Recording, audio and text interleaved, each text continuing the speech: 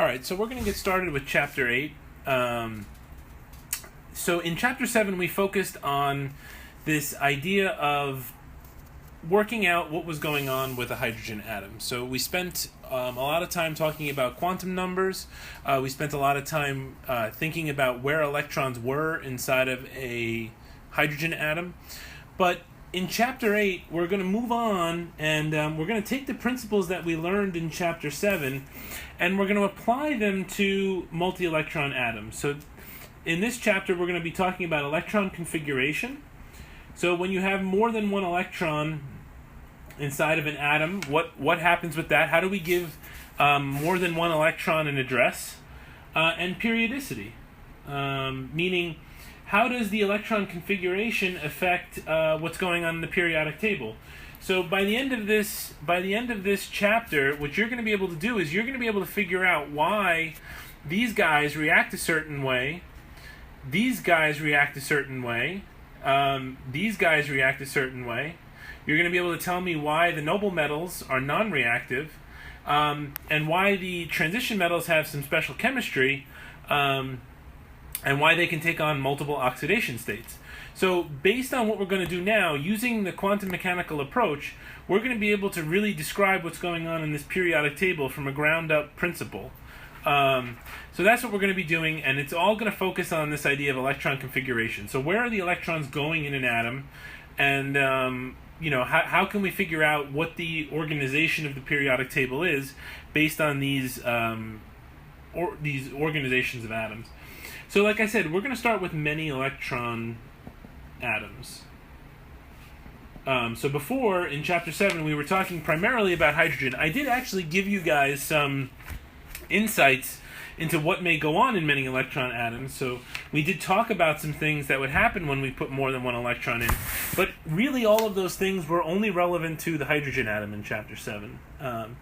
In many electron atoms, what we're going to do, though, is we're going to take all of our findings from Schrödinger for the hydrogen atom and then apply them to larger atoms with more electrons. So we're going to use the same orbitals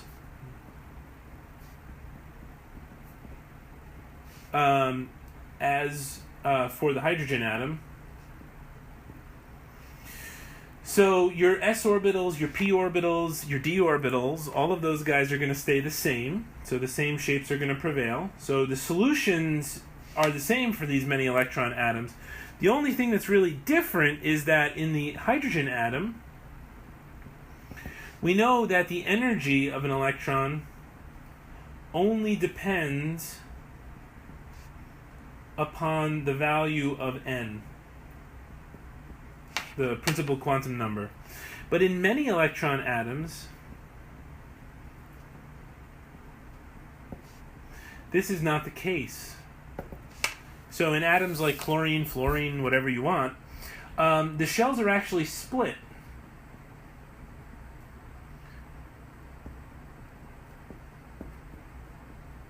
They split in energy. And the reason for this is because and the reason for the split is because in multi-electron atoms, there is electron-electron repulsion,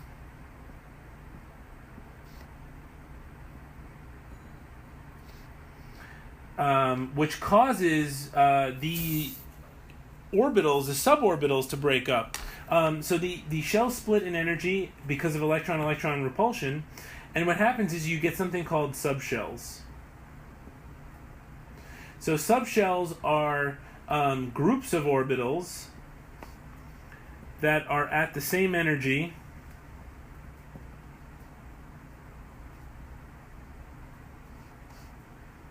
within a principal quantum number.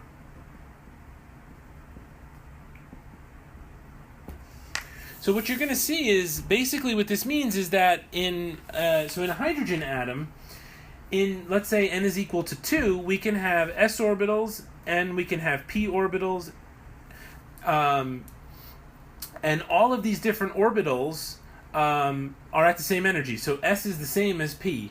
But it turns out when you have multi-electron atoms, the s orbitals and the p orbitals are at different energies. This makes sense, right? Because in an s orbital you only have 2 electrons. But in p orbitals you have 6 electrons. So the more electrons you have in the orbital, the more they're going to split in energy. So what I'm basically showing you is in an H atom, a 1s orbital, a 2s orbital, and the 2p orbitals are going to be all at the same energy. So if this is energy. But in a multi-electron atom, what happens is the 2s orbital and the 2p orbitals are not at the same energy. They split. And this is because the 2p can have more electrons in it than the 2s. So there's more room for repulsion, and those repulsion terms destabilize the energy of an electron. So this is what's going on. This is what we're going to be talking about. So these become subshells. So this is what I mean by subshells. So this would be a 2s subshell. This would be a 2p subshell, because these are at the same energy. So this gives rise in line spectra to some fine structure that we observe. So when you have multiple different sub-energy levels inside of your atom, you don't just get a transition from n is equal to 1, from n is equal to 2 to n is equal to 1. Now it's a transition from, for example, we can draw the 1s down here. We can get transitions of the 2s to the 1s, or we can get transitions from the 2p to the 1p, which is going to be different than in this case where these two transitions, the energy is the same.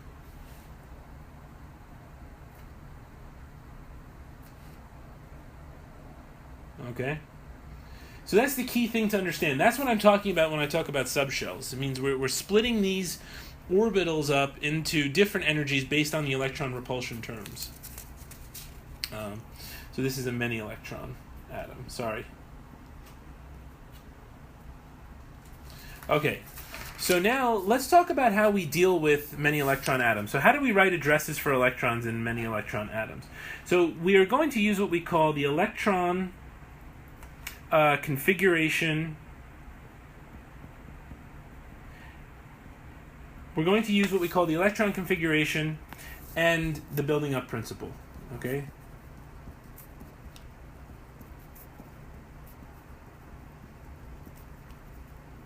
So these two guys put together allow us to determine the electron configuration for any atom in the periodic table. So if we want to write an electron configuration, the way that we do this is we write for an electron configuration the following. We specify first what the shell is. So this would be your principal quantum number. So this could be a 1, 2, 3, 4. Then we specify the subshell, L. So this would tell us whether it's a 4s, 4p, a 4p electron. And then we put the number of electrons that are in the subshell. So this gives us sort of a roadmap for what's going on with the electron configuration. Then we also have something called an orbital diagram. So both of these things are very complementary, and we're going to go through and you're going to see exactly how to do all of this. We're going to spend a lot of time on doing this because you really have to understand how to do this in order to get the rest of the chapter. So we're going to spend a good amount of time. So for an s orbital, we know that we only have one orbital. These are those spherical shaped orbitals. There's only one of them, right? Because in this case, m sub l, the only possible m sub l is 0. So we only get one orbital, one spherical orbital. So in our orbital diagram, we just draw a line. So each line represents an orbital. So for example, if we do p, we know that we wind up getting 3 orbitals. We get the px, the py, and the pz. Or the other way to think of this is going to be m sub l minus 1, m sub l 0, and m sub l 1. So for each one of these orbitals, we give a line. And then for D, we get 5 orbitals, 1, 2, 3, 4, 5. And in this case, the m sub l's are going to be minus 2, minus 1, 0, 1, and 2. Okay? So basically, for every m sub l, we draw a line, and this represents an orbital. Now, each line as we said, represents an orbital.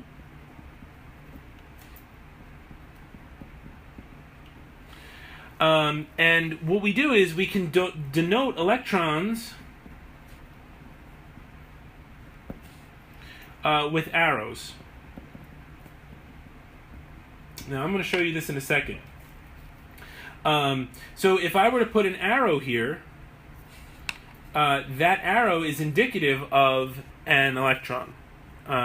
So this shows you that there is one electron in this s orbital. That's how this diagram works. Now, what we do is, for the direction of the arrow is going to denote the spin quantum number. So for plus 1/2, we're going to give it an up arrow, and for minus 1/2, we're going to give it a down arrow. So in this case, this is going to be our plus 1/2 electron, and this guy is going to be our minus 1/2 electron. Okay? So in this orbital diagram, basically what I'm showing you is, for this s orbital, there is a 1 up electron, a 1 plus 1/2, and a down minus 1/2 electron. So we would give this guy a electron configuration of 4s2. Okay? So this is the electron configuration. Oh, I'm sorry. Well, we don't know. We wouldn't know what the quantum number is, but this would get an electron configuration of s2, meaning that it's an s orbital with 2 in it, with 2 electrons in it. Now, let me show you what I'm talking about when we talk about electron configurations. So this is going to make a lot more sense in terms of the electron configuration and the orbital diagram as we start going through it. So let's do some examples here of what I'm talking about. So let's do, for example, let's say that we had a 1s1 configuration, okay? So here is our n. Now for the L, we don't use the number, we use the letter in the electron configuration. And then this is my number of electrons. So this is telling me that I have a shell of 1, so this is my first shell. My subshell is S, and I have 1 electron. So when I go ahead, so this is my electron configuration, my orbital diagram is going to look as follows. So I'm going to draw, I know that for an S I only have 1 orbital. So this guy is going to get an up arrow indicating that this is a 1s electron. So there's 1 electron, which I put here. And we know that this orbital is a 1s, so I give this 1 orbital 1 electron. We could do another one. We could do 1s2. So in this case, we get a 1s with an up arrow. And then we have the other electron, that's going to get a down arrow.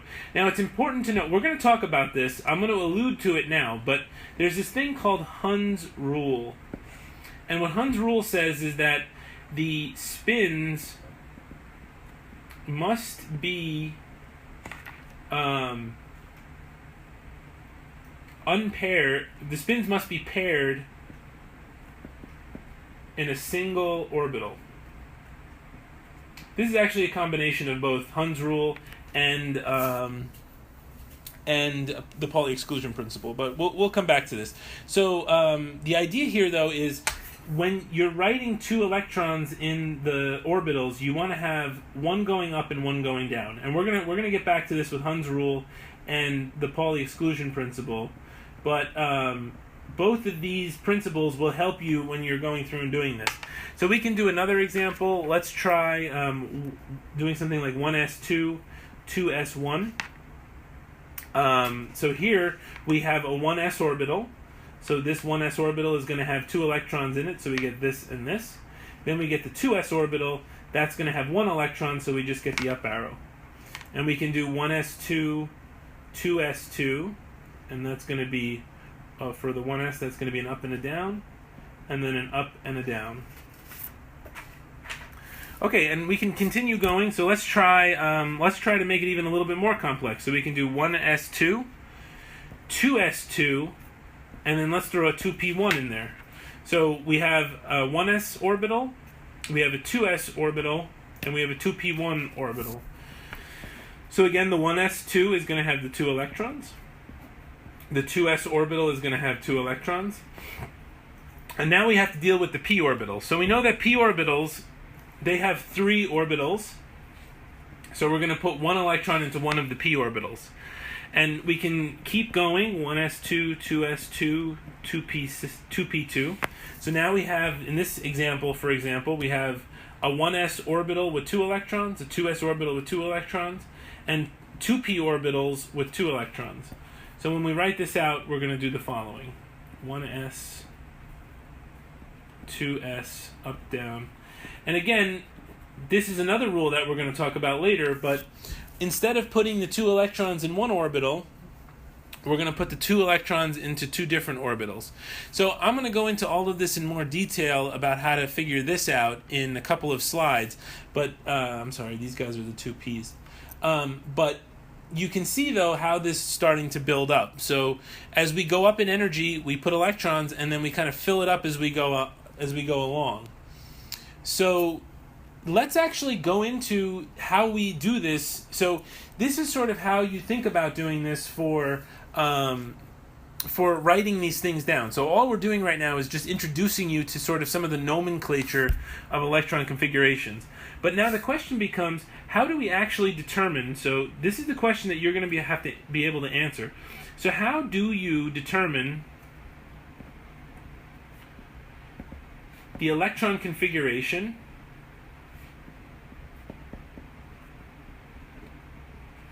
of any atom on the periodic table?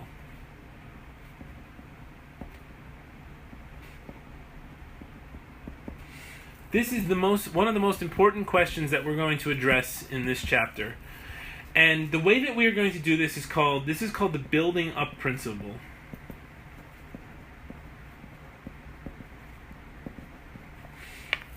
So I'm kind of introducing you to a whole variety of different things right now. But this is all going to start to gel as we go through and start to do examples. So now, with the building up principle, here's how we do it. So electrons will fill orbitals in increasing energy. And this sort of makes sense. So if you think about it, right, the lowest energy orbitals are going to be the ones that are closest to the nucleus. So those are going to be the happiest electrons. So if those are the lowest energy ones, before you can put stuff up higher, you got to put stuff down below. So you have to think about this as like, when you're filling up a bookcase, you want to fill up the bottom shelves first and work your way up. This is sort of how it works with electrons. You want to fill the lowest energy electrons, the ones at the bottom or closest to the nucleus first, and then work your way out. And the key thing that we're going to do is we're going to use the periodic table to do this. To write the configurations.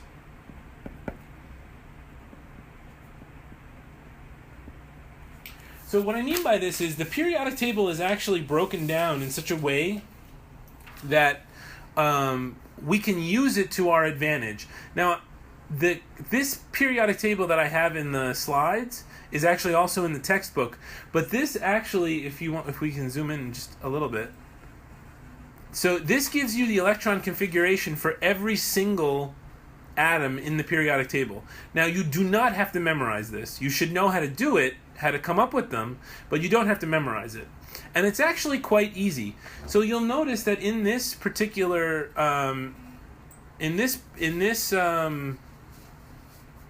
periodic table, the one that I give you in the slides, you'll notice what they've done. They've written the periods, they've written the numbers for the periods, and you're going to see how that's going to help us in just a minute. And then they've also denoted that certain portions of the periodic table fill certain subshells. So you'll see that these guys are the S subshell, these guys are the P subshell, and these guys are the D subshell. So here's what I recommend that you do. You're not going to have this on the exam. So you can't have this periodic table on the exam because no one uses this periodic table. You won't have any atomic masses. You won't be able to do anything. So what I would recommend is use this periodic table to make sure to check your answers as you're going through and doing these practice examples. So you can always come here to do practice. You can get the correct answer for any atom on the periodic table from this one. But I'm going to teach you how to use your periodic table that you get on the test to get the right answer.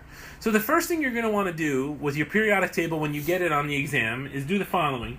You're going to want to write numbers going down the right-hand side. Okay? So you want to start by writing 1, 2, 3, 4, 5, 6, 7. And then right above, you can put the letter N.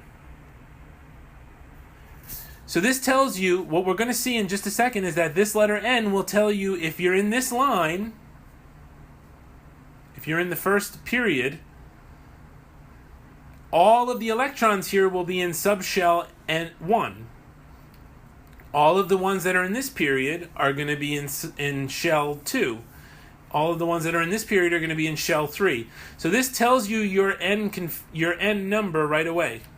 You can also write, and I like to do this, that these two are going to be your S.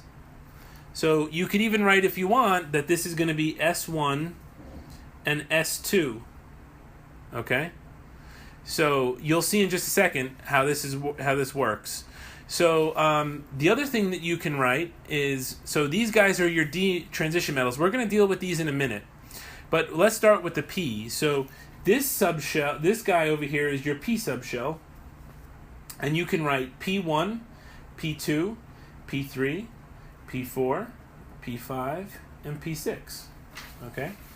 So already we're starting to write the electron configurations. And you'll notice that what I'm doing is, you'll see that when you look at this chart, the things that I'm writing on top start to correspond. You can see that we have a 1s1 here, and I already showed you now that we have a 1s1 here. So just writing these, just denoting these will help you to be able to do any one of these. So now let's do some examples and show you what I'm talking about. So let's start with hydrogen. So hydrogen we know has one electron. We know that because it has one proton. So the first possible shell that it can go to, so the way that you have to think about this is, if this has one electron, then the only shell that it can go into is the first shell, right? And the first subshell it can go into is the S. So if you want to think about this, this is N equals 1, L equals 0. These are the lowest possible quantum numbers that you can get. So this is the lowest energy configuration, right? So this is why we write 1s1, because this is, in this hydrogen, that one electron is going to go into the lowest energy orbital, and the lowest energy orbital is a 1s orbital. So this is going to get the configuration 1s1. And we can come over here and write our orbital diagram 1s1. So if I were to ask you on the test for the electron configuration of hydrogen, you would tell me it's 1s1. If I were to ask you for the orbital diagram, you would give me the orbital diagram of an s orbital with a single electron in it. Okay, so let's go on to another one. So let's try one like helium. So let's do the next one on the periodic table. Now helium is the only weird one, because helium, they put it all the way over here. So the reason why they put helium all the way over here is because it's a noble gas, because it's got a fully filled subshell. So we're going to talk about this too. But so this is the only one that's a little weird, and that you have to realize. So really, what should happen is this helium should be over here. So if you want, you can actually write right here that helium should be in this spot, because helium is going to get the designation 1. It has 2 electrons. So it is gonna, the only possible state it can go is into 1s, and we're gonna put 2 in that orbital. So helium is the only weird one on your periodic table, because they put this over here to make it look like it's a noble gas. So, but really, this is not a 1s1 2p6. this is a 1s2 configuration. That's the only weird one that doesn't follow the way that I showed you. So I'm making a note of that. But this is going to get the orbital designation 1. It's going to have a 1s orbital with 2 electrons in it. And now we can keep working our way up. So you can see how we're building up. So lithium has 3 electrons. Okay. So what you'll notice is we have to start putting electrons in. So we're going to, for lithium, we have 3 electrons. So the first 2 electrons are going to go into the 1s, right? So we're going to fill the 1s first. So this is going to go 1s2. So we have to fill up the first shell first. Then we're going to work up to the second shell. So we have our third electron, and that's going to go into the 2s1. So you can see here that the way that we've written the periodic table, you can see that the valence configuration for this is going to be 2s1. But you have to remember to fill all of the previous subshells up, so the first 2 electrons are going to go into the 1s2. So this guy is going to have an electron configuration of 1s that's totally filled, and a 2s with only 1 electron in it. And if we keep going down the line, we can go to beryllium. This guy has 4 electrons. So the first 2 electrons are again going to go into the 1s2. So we're going to fill the 1s up first. Then we're going to start to fill the 2s. So in this case, the second 2 electrons are going to go into the 2s2. So again, you can see that the way that we write this on the periodic table helps you because you know what the terminal configuration for beryllium should be. So again, we can fill these guys up with electrons. So again, we have 1s and 2s. Okay? So now I'm going to flip over so that we have more, we have some space. But let's go on to boron. So now we're going to get some p orbitals in the mix here. So boron, we can see now, we flip over here to this side of the periodic table. So we know that boron's terminal configuration is going to be 2p1. And I'm going to show you how we get there. So boron has got 5 electrons. So we're going to fill up the first subshell first, so 1s2. Then we're going to count over. We're going to fill up our 2s2. So we're basically counting over toward boron. Now the last electron, that's going to go into the 2p1. Because if we think about it, in this case, this is n is equal to 2, L is equal to 0, and now we're going into L is equal to 1. So for L is equal to 0, that's going to be lower in energy than L is equal to 1, so we fill up the 2s2 first. So you can see that what we're doing is we're just counting across the periodic table until we get to where we have to go, and then we fill the rest up with electrons. So let's do carbon as the last example. So in carbon, we have 6 electrons, and then this is going to be 1s2, which is our first subshell. Now we're going to count over 2s2. And then we're going to come over here to our p's, and we're going to end with 2p2. And you can see that's all on the second period. So let's do a tough one. Let's try doing sulfur, just a random one on the periodic table. So sulfur has 16 electrons. Doesn't really make a difference. You don't have to really count because you'll see what I'm saying. So to get to sulfur, we know that we have to do the first shell first. Sulfur, we have to complete the second shell because sulfur is in the third line. So we know we're going to have a 2s2. Then we're going to fill all the way up to the 2p6. So we fill all the way across to 2p6. Now we're going to jump down to the third row where we're going to get 3s2. And then we jump across and we're going to get 3p4. Okay? So you're basically just counting across the periodic table until you get to where you have to go. And then either you can fill it up all the way back, or you can kind of figure it out the way I do. You do 1s2, 2s2, 2p6, 3s2, and then you get to the p electrons where the sulfur is in the 3p. Okay. And again, you can write out the orbital diagrams for those, but I'm just kind of summarizing now what's going on. So now we get to the part. So the part that we haven't dealt with yet is the transition metals. So the transition metals are a little bit weird, but you follow the exact same principle So what the story is with the transition metals, what makes them a little odd is that you're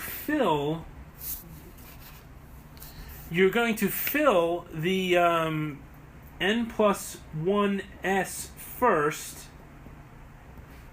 before you fill the nd orbital. Okay, so I know this is a little complicated, and that sounds kind of funky, right? But it's not that weird. It's actually you're just continuing to follow what I'm talking about with the periodic table. So let's do as an example iron. Okay, so let's take iron. So with iron, we're going to fill the 1s2 first. So this we know how to do. The 2s2 we're going to fill next. That's going to bring us up to here. Then to get over to neon, we need to do 2p6. Okay, now we get to the next row, which is going to be 3s2. Right, so we fill up 3s2. Then we jump across, and we get to the 3p's. So this is going to be 3p6 because we're still working our way down to iron. Now, here's where it gets interesting. So what we're going to do is we're going to fill the 4s2 first, okay? So this is the 4s2 line. So we're going to write 4s2. So this is what I mean by n+1s. So n+1s is going to be the 4s2. And then the d, we're going to count over. So this is going to be d1, d2, d3, d4, d5, d6. So iron is going to be a d6. And it's not going to be 4d6, it's going to be 3d6. So do you see what I'm saying? We invert here the 4s2 and the 3d6. So this is going to come outside, and the reason for this is because it turns out that the d orbitals are less stable than the s orbitals. Okay. The reason for that is because you can kind of think about it this way. It's actually not 100% the right answer, but there is more electrons in the d orbital, so there's more room for repulsion than in the s orbital, which only houses 2. So even though this is a 4s electron, it's actually lower in energy slightly than the 3d, and that's why we write it like this. Okay, so that's the reason for this. So that's why we write it like this. So the way that you can think about this is that this is going to be D1, D2, D3, D4, D5, D6, D7, D8, D9, and then this is going to be D10. And so this is the D block, and it's always going to be n plus 1 S2, 3, D whatever. So 3D down here. Now there is 2 exceptions that we're going to talk about in just a second, but for now you guys just have to worry about this. So let's do one more example. Let's try something like palladium. Okay? So for palladium, we're going to start filling it up. So for palladium, we're going to start counting across the periodic table. So we have our 1s2. We have our 2s2, so we're going to count across. We have our 2p6, so we're going to count to here. So now we're at neon. Then we have our 3s2, that brings us up to magnesium. Then we have our 3p6, which brings us up to argon. Okay. Then we come down here. We have our 4s2, which brings us up to calcium. Then we're going to fill up our 3D, so that we're going to get 3D10. We still haven't gotten down to palladium's row yet, so we're just going to keep filling it up. Then we get to our 4P6. Okay, so right after we do the 3D10, we switch back to the 4Ps. Okay, because now we've completely satisfied the third shell, and now we got to finish filling up the 4th shell. So now here we go. So now we're going to get to row 5. So what we're going to do for palladium is we're going to say, okay, this is going to be a 5s2. That's going to bring us up to strontium. And then we count over for palladium, which is going to be 1, 2, 3, 4, 5, 6, 7, 8. So we're going to put 3d8. Okay? So that's how you handle the transition metals. We're going to talk about two special cases now. There are only really two special cases in the entire periodic table that can kind of mess you up. Everything else you can fill. Everything else you can pretty much do just by the basic filling up principle. So the exceptions are, and they're both for transition metals, are as follows. So this deals with filled and half-filled subshells. And basically, when they're filled or half-filled, these represent especially stable configurations.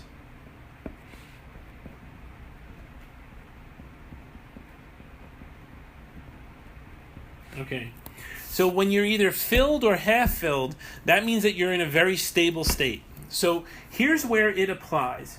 So the first exception is with the following elements. So this is something you can memorize, or this is something you can kind of understand using the periodic table. So copper, silver, and gold. These are the ones. So let's do copper as though we're being a little naive. So if we just do copper, without even considering anything special, we're going to fill it up first. So we're going to do 1s2. That's going to bring us up to helium. We're going to do 2s2, which is going to bring us up to beryllium. We're going to do 2p6, which is going to get us up to argon. And then, okay, so now we're on our row where copper is. And if we did this naively, we would get 4s2, 3d9, right? So it turns out, though, that this is not the most stable configuration, because it's more stable to have 3d10, 4s1, than it is to have 3d9, 4s2. And I'm going to explain that in a second. So let me write a big incorrect here. And then let me write the correct one, which is 3d10, 4s1. So what's happening is the 3d10, the 3d10 is filling the D subshell completely, so it's completely full. And when something is completely full, this is more stable than a partially filled subshell. So what happens is, because this completes this subshell, meaning we wind up with oh,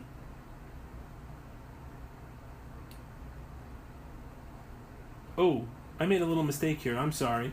I forgot to include 3s2. Oops, sorry. I made a mistake. So in here should also be 3s2. I forgot. I got ahead of myself. So here should be 3s2, and then here should be 3p6. But that's not a big deal. So as I was saying before, the fact that we get 3d10, which completes the third shell, that filled subshell is less in energy. So this is the correct answer.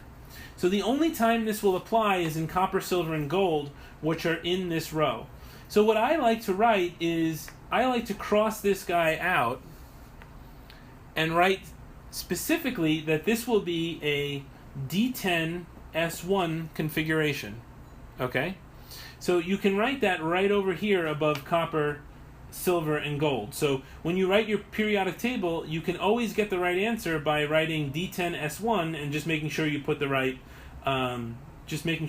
correct n numbers in for those. So that's the only exception, and this is because you get a D10. And that completes the third subshell. Now let's look at the other exception. The only other exception is the one where we get a partially filled D shell. So the second example is going to be with chromium, manganese, chromium, molybdenum, and tungsten. So we're talking about right here on the periodic table. Now here's why. So let's just do the valence electrons for chromium. So for chromium we would get 4s2, 3d4. right? But again, this is incorrect. Okay? And the reason why it's incorrect is because it turns out that 3D5 4S1 is more stable. So this is the correct one. So this partially fills all the d orbitals. Basically what you get is something that looks like this. And this is very stable. So in this particular instance, we can go ahead again and cross the D4 out and say that this is going to be D5 S1. Okay? So those are the only two exceptions where you can't just write D all the way across. Okay? So if you write this down on your periodic table, when you get it at first, you'll have the answer to every single one of these electron configurations problem already there. You just have to follow the building up principle as we showed you. So what I want you guys to do is to practice this a little bit. So I wrote out a practice question in the slides, and this is on electron configuration. So what I want you guys to do is take a second, pause the video, go through and write the electron configuration and the orbital diagram for the following atoms. We'll do part 2 in a minute, so don't worry about this right now. But just write down the electron configuration and orbital diagram for the following atoms. So this could be on the exam exactly like this. So go ahead and pause and then go through it, try it, and then we'll come back and we'll do it together. Okay, so presumably you've paused the video, and now we're going to go through and do these together. So for fluorine, we're going to go ahead and build up. So fluorine is going to be a 2p5. So I know I have to work my way up to 2p5. So this is going to be a 1s2 to get me to helium. This is going to be a 2s2 to get me up to beryllium. And then to get to fluorine, I need to do 2p5 to get there, okay? So in this case, we're going to draw our orbital diagram. So we're going to have a 1s orbital, a 2s orbital, and then the 2p orbitals. So we have 2 in the 2p. We have 2 in the 1s, 2 in the 2s, and 5 in the 2p. So the way that you're going to fill these up, and we're gonna go over this in more detail, but you should realize that there's 5. You should put in 3 going up first. Okay. So the way that I did this was as follows. So to kind of give you a little demo, I put the first 3 in first to partially fill, and then I put the second 2 going down to start to finish it off. So you don't want to go up, down, up, down, up, down. You want to go up, up, up, and then down, down. We're going to go over this in more detail, but this is to give you a flavor, and this is related to Hund's rule, actually. So before I was a little bit misleading. That was actually the Pauli exclusion principle that we were talking about. But anyway, in terms of Hund's rule, that's talking about this. So we're going to go over Hund's rule in more detail. So that's how you do this one. But if you had 5 electrons in here, you're on the right track. So you're starting to get it. So now let's do phosphorus. So phosphorus is going to be a 1s2 to get us over to here. 2s2, that gets us to beryllium. Then we're going to count over. We're going to get 2p6, that gets us to neon. Then we're going to do 3s2, that gets us to magnesium. And then we have our terminal configuration, 3p3. And we can do the same thing as above.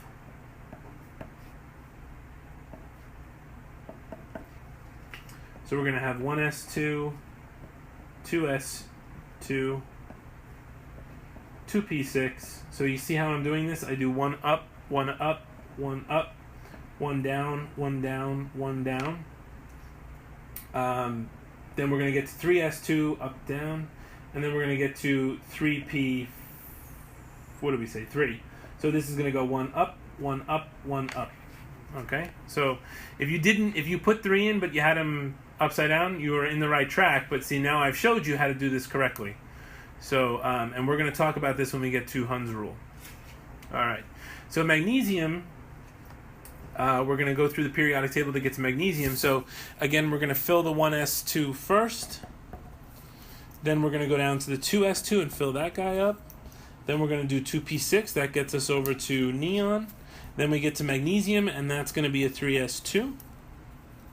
Okay? And in this case, we can go ahead and put in our orbitals.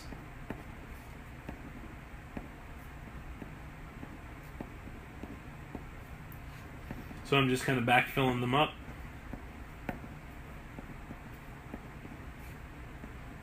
Okay. And then we get to titanium, which is our first transition metal where we have to be a little careful. So for titanium, we're going to do 1s2, 2s2, get it to beryllium, 2p6 to get over to neon. Then we're going to do our 3s2.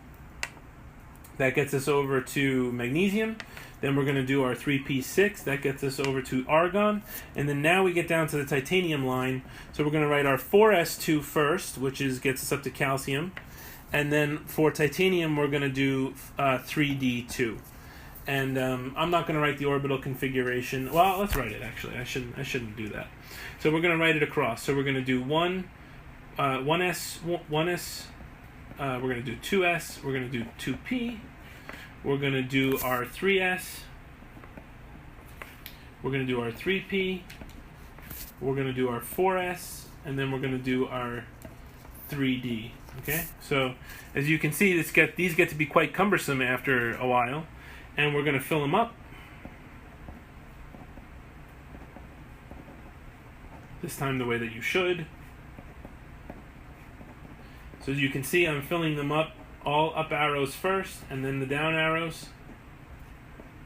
And then we get to here, we said this was 3d2, so I get 2 up arrows, so that's what that's going to look like. Okay? So there you go. So that's how you do the electron configurations for all those guys. Now, the next thing that I have to kind of teach you is about how we can deal with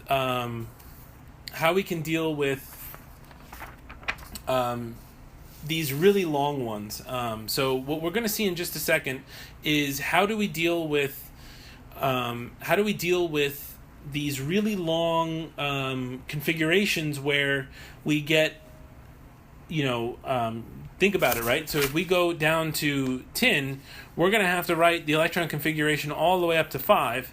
That doesn't seem very convenient, right? So is there a way that we can do a shorthand to kind of get us right to the last set, and then the rest we know is what we have?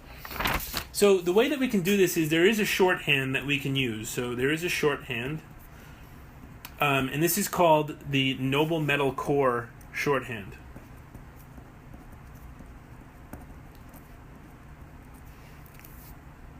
Okay, so with this, we have to understand two different things. So we have to understand the difference between core electrons and valence electrons. Okay? So core electrons are going to be your inner electrons. As you can see, as we've been building up, there are many, many, many electrons that come before we get to the last set of electrons. These electrons that are underneath those last electrons, these are our core electrons. Our valence electrons are the outermost electrons. Okay? And these outermost electrons will, of course, have the highest N value. Okay?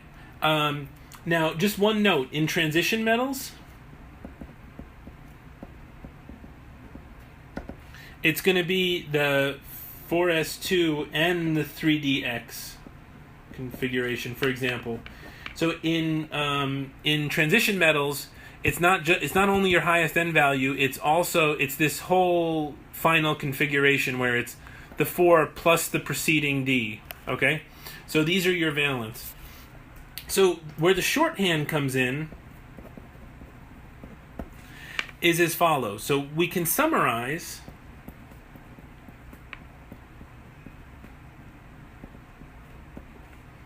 core electrons with a noble gas. Okay, so here's what I'm talking about. Okay, so let's take chlorine for example. So if we write the configuration for chlorine, again, we'll pull out the periodic table. So chlorine we know is going to be a 1s2. That gets us over to here to helium. It's going to be a 2s2 that gets us over to beryllium. Then we're going to count across. That's going to be a 2p6. We're going to fill up the 3s2. And then we get to chlorine finally, and that's going to give us a 3p5. So if we had to, let's go ahead and identify the core and the shell, the core and the valence electrons. So the valence electrons, in this case, we'll put a square around them. That's going to be the ones that are in your highest n number. Okay? So these electrons are going to be the valence electrons. Okay? These electrons that are here, these are going to be the core electrons, based on our definition. So these are the ones that are inside. These are the ones that are inside the atom. They're not seeing the outside. These are the ones that are on the outside of the atom that are sort of like forming the outer shell. You could kind of think of these as the husk of an orange, and this is all the stuff that's in the inside of the orange. This never sees the outside. The husk, though, the outer portion of the orange, this sees the outside. So these are your valence electrons. That's why we call them valence electrons. So what we can do is we can say, in this case, if we look up to here, this is the exact same configuration as a neon atom, right? So if we look at a neon atom, neon is going to be 1s2, 2s2, 2p6. So what we can say is, another way of writing this is we can write that this is a neon atom configuration. So to write the configuration, we take the noble gas, so this is the noble gas, that precedes, so the noble gas that precedes the valence shell. So in this case, the valence shell is the third shell, so we're going to select the noble gas from the second shell, and that's going to go in here. So we know that neon is going to have this configuration, and then all we have to do is write 3s2, 3p5. So here's what I want you guys to do. Let's go back to our lecture problem now. So what I want you guys to do now is, for part 2, go back and underline the core electrons and place a square around the valence electrons, and then write the electron configuration using a noble gas core to summarize the core electrons. Okay, so I want you to pause the video, go through it, try it on your own, and then let me know, and then when you're done, we'll go through it. Okay, so just give it a shot on your own. Okay, so hopefully you've paused the video and given this a try. So here's what we're going to do. So for fluorine, we know that the second shell, this is our highest n number. So we can go ahead and put a square around these. And then we have to figure out what to do with the 1s. So we're going to underline this because this is our core. So now we have our valence with a square around it, and we have our core electrons that are underlined. So to summarize, we're going to look. So before the 2p, before the second shell, the noble gas that we have in the first shell is helium. So for this guy, we can simply write helium 2s2, 2p6. And we know that because helium's configuration is 1s2, this builds in that one orbital. We can do the same thing for the next guy. So in this guy, our valence is going to be the 3s2 and the 3p3. This is going to be summarized by a noble gas. So if we look for the second shell, which is before the third shell where our valence electrons are, this is going to be a neon atom. So what we can do is we can put neon here and then write 3s2, 3p3. All right, now magnesium, we're going to do the same thing. So we're going to underline our core electrons, which is up to the 2, and we're going to box out our valence electrons. So we can again write that this is going to be a neon atom, and this is going to be 3s2. So this is a shorthand. Now here you'll be able to see how this is very helpful, where we had to write many, many, many things to get up to here. But in this case, we can underline, so our valence electrons in this case, because this is a transition metal, it's going to include the 4s2 and the 3d. So we can underline this guy, and then we know that this is going to be our noble gas, and because we're in the fourth subshell, we're going to use argon as our noble gas, because argon has a 3s2, 3p6 configuration. So down here we can simply write argon and then 4s2, 3d2. Okay? So this gives you a really nice picture of what is going on when we have electron configuration. So if you can kind of get up to here and follow what's going on with electron configurations, this is going to put you in a very good position, because the next thing that we're going to do is we're going to look at the Pauli Exclusion principle and Hund's rule. So we've actually been doing the Pauli Exclusion principle and Hund's rule already. We're just going to sort of formalize that in the next couple seconds. Okay, so the last thing that we're going to do today is we're going to finish out the day with the two rules that govern writing correct orbital diagrams. We've actually already covered these, so it's going to go pretty quick because you've already heard it, you've already seen it, you've already done it. But we're going to just formalize it now so that you have a complete sense of what's going on and why we're doing it. So the first one is the Pauli Exclusion principle. And what this one boils down to is, so Pauli basically, through a bunch of complex calculations with in quantum mechanics, he said that, and this makes sense, in any one atom, so in any one atom, I should say, no two electrons can have the same quantum numbers.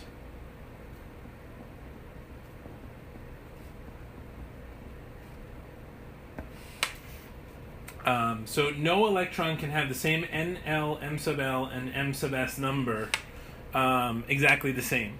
So what this actually boils down to, this is primarily concerned with when you have two electrons in one orbital, because that's really the only time where N, L, and M sub L are going to be the same, right? So in a given orbital, N, L, and M sub L are all going to be the same. The only thing that's going to be different is M sub S. So what this works out to be is that really in a given orbital, so a given orbital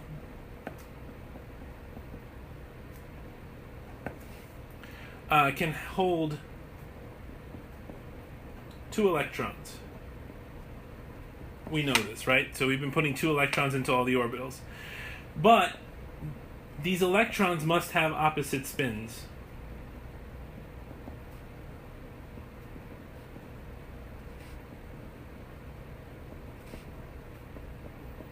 Okay, and here's why. So let's say that we have a 1s2 configuration, right? So with 1s2, we're going to draw our line.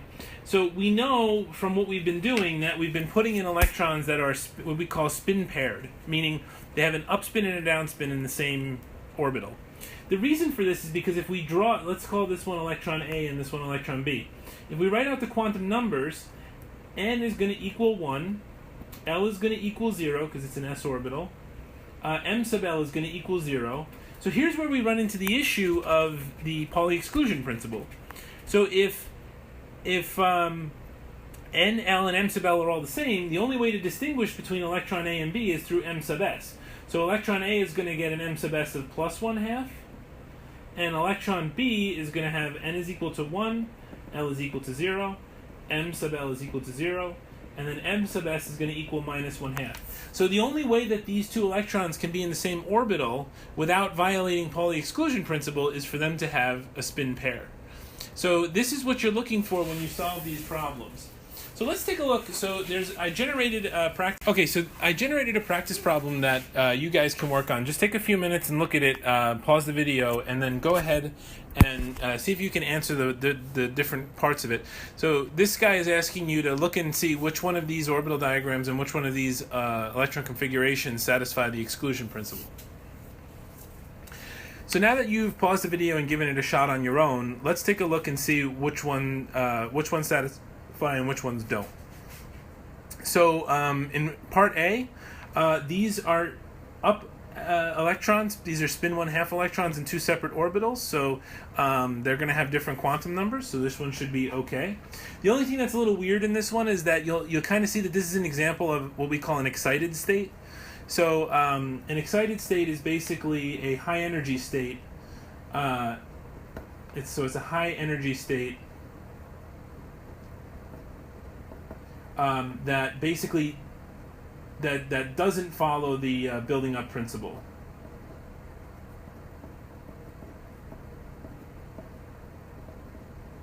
Okay, so with an excited state, you can see that normally we would have this 2s electron over here spin paired with this guy, but we don't. It's in this 2s orbital all on its own, so this tells you immediately that this is some kind of excited state. But that's okay. Excited states are okay.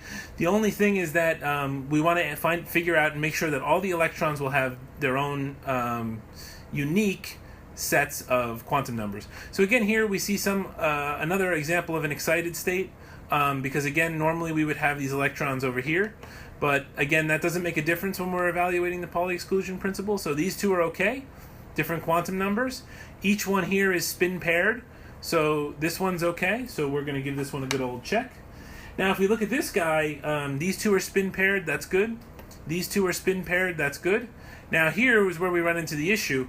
This guy has 2 going in the same direction. These are going to have the same quantum numbers, so that is no good. So that one is not good. So let's take a look. So 1s2, that's okay. 2s2, that's okay. 2p4, that's okay. So we're good. Let's take a look at this one. 1s2, 2s4. Oh no, see, this is no good. So in this case, if we have 2s4, that means that we have a single s orbital with 4 electrons.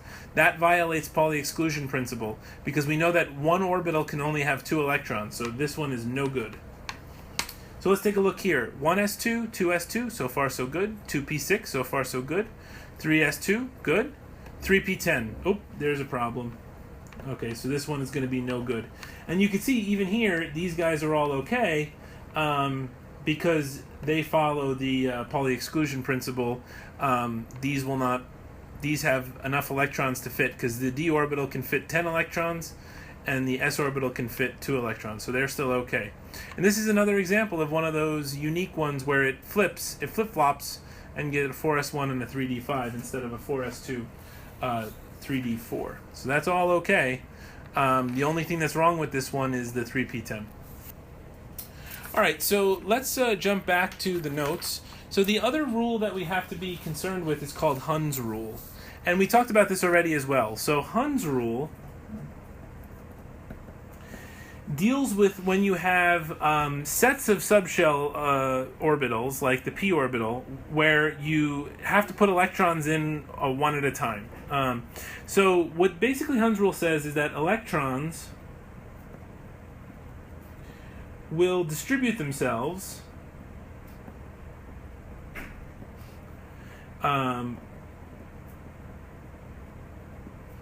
so as to give the lowest energy. So we know this already. So this is the first tenet of Hund's rule. So in the case of orbital, so this is basically the building up principle. So unless we have an excited state, which you don't really have to worry about, you just have to recognize them. That's any state that is allowed by Pauli exclusion principle and Hund's rule, but doesn't follow the build-up principle. So that's it. And you'll see some excited states in the homework problems, but that's not something you have to worry about too much. So orbitals of equal energy. So now we're talking about, for example, a set of p orbitals will each contain an electron of the same spin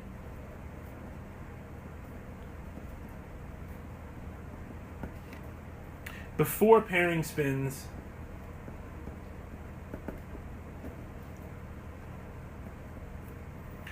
in the orbitals. So what does this mean? So let's say we have 2p3. So what this is basically saying is we have 3 orbitals that are the same energy, and we have to put 3 electrons into them. So orbitals of equal energy will each contain an electron of the spin of the same spin, before pairing spins in the orbitals. So the way that I do this is, basically what I do is I go through first and put an electron in of the same spin first. And then if I have to go back, so let's say this was 2p4, then I put the second paired spin in, and you can never go wrong. So you start by putting, for the first one, you put it a spin up. For the second one, you put it in the next orbital, spin up. For the next one, in the next orbital, spin up. And then when you have to go back, then you can start putting them in, spin down. So let's take a look at an example of this. So I prepared some questions for you guys to work on your own. And we can look at these to do Hund's rule. So why don't you pause the video and then go through and see if you can identify for A through C which ones follow Hund's rule, and then for D through E write the correct orbital diagrams. Alright, so for A, we can see that these are okay. We filled this up, they're spin paired. We filled this up, they're spin paired. So that's okay. But here's where it gets a little weird. So we have a spin up, and then a spin down. So we know already that this is going to violate Hund's rule, because these should all be spin up before we start to put any spin downs. So this guy is going to make this an incorrect configuration. Now here again, we can see that this also breaks Hund's rule. Even though these two are spin paired, that's still not good enough, because we know that for this one, before we got to this, we have, this is a 2p4 configuration, right? So for 2p4, we should have had 1, 2, 3, and then brought the fourth one in. So this is the correct one. The fact that this has no electrons in it, but we've paired electrons here, makes this no good. Okay? Now down here, this looks okay to me. So we have spin paired. We put 1, 1, 1.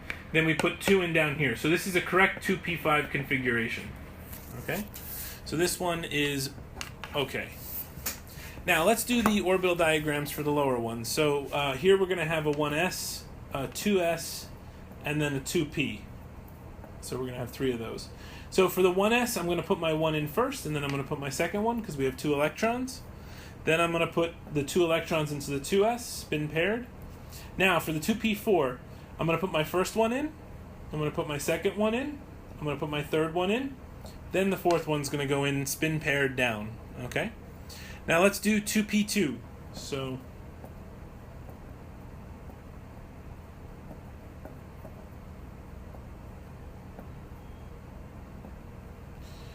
here we go. So in this case, we're going to have 2p2, so that's going to be an up and an up.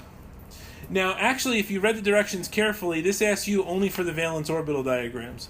So for this last one, I'm going to actually follow the directions. Here I wanted to show you guys the whole thing, but for the last one, we're just going to follow it with the valence. So the valence in this case, so if we underline the core and we circle and we square the valence, we're going to have a 4s1 and a 3d5. So we know that we have 5 d orbitals, so there's 5 d orbitals. So the 4s1 is going to be spin up, okay? And then for the 3d5, we're going to start putting them in one at a time, each one spin up, until we get all the way across, then we stop. So just to show you, this is actually a good demonstration of why this configuration prevails, because you can see that the way it fills with Hund's rule, this is a half-filled orbital. A half-filled subshell. So this is going to be more stable than if we were to have this extra, than if we were to have only 4 here and 2 here. Okay? So that's why we get this unusual trend. So with this, we've completed Hund's rule, we've completed the Pauli exclusion principle. This is basically everything up until what we're going to get to next week. So next week, what we're going to get to is a few more things with electron configurations. We're going to kind of review some of this. And then the biggest thing we're going to get to next week is how to deal with ions, and then we're going to get to periodic trends. Okay, so I hope that this has helped you to start thinking about Chapter 7 and Chapter 8. And